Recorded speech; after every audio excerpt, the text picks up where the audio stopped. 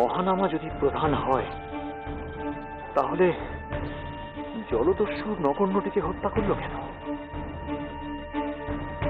তাহলে কি জলদস্যুর সঙ্গে মহানামার কোনো বিবাদ সৃষ্টি হয়েছিল?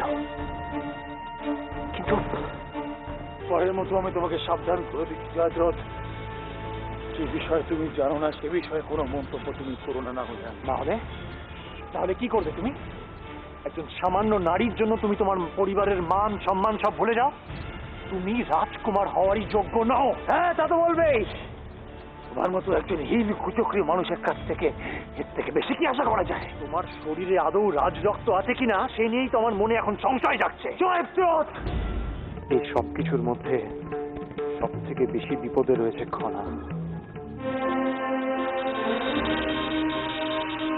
আমি আর ভাই কাকাকে কোনোদিন ফিরে পাবো না, তাই না? কেন? আমার মন বলছে।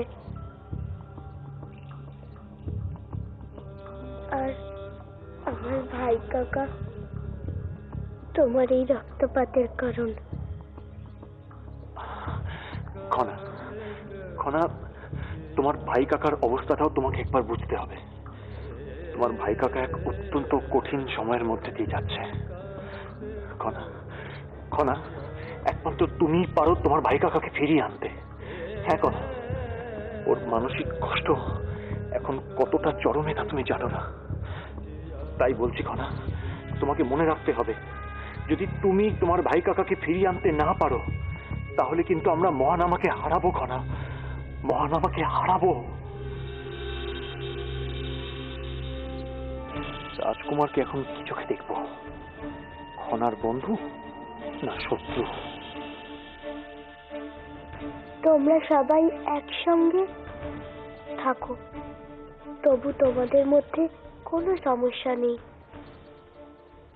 কিন্তু মানুষের মধ্যে কত সমস্যা। তুমি এখানে? আমি তোমার কাছেই এসেছি। আমি যে মহাকুণ্ডগোলাকে শান্ত করেছি সেটা তোমার পছন্দ নয়, তাই না? আমি জানি তুমি সব সময় চাইতে তুমি মহাকুণ্ডগোলাকে শান্ত করবে। এ তুমি কি বলছো খনা? তুমি যা করেছো তাতে আমার গর্বে বুক ভরে গেছে। তাহলে তুমি আমাকে ভালোবাসো?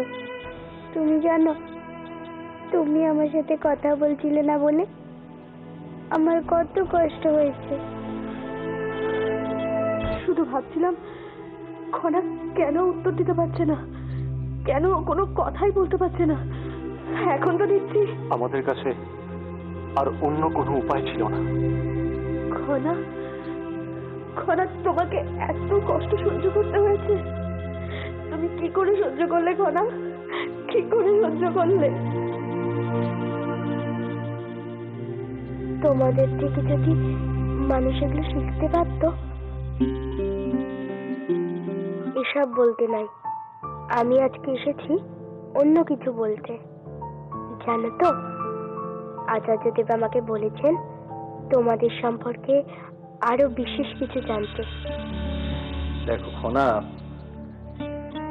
এই কলম ফেরত দেওয়া খুব সহজ, কিন্তু এই কলমের প্রতি সৎ ব্যবহার করা ততটাই কঠিন। খনা, খনা, হতাশ হইও না, মানসিকভাবে শক্ত থাকো জ্ঞান আহরণের জন্য।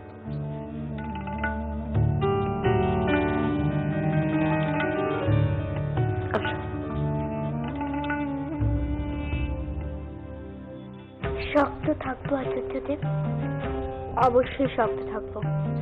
আর সেই দিনটার জন্য অপেক্ষা করে থাকবো, সেই দিন আপনি নিজের হাতে এইটা আমাকে পরিয়ে দেবেন।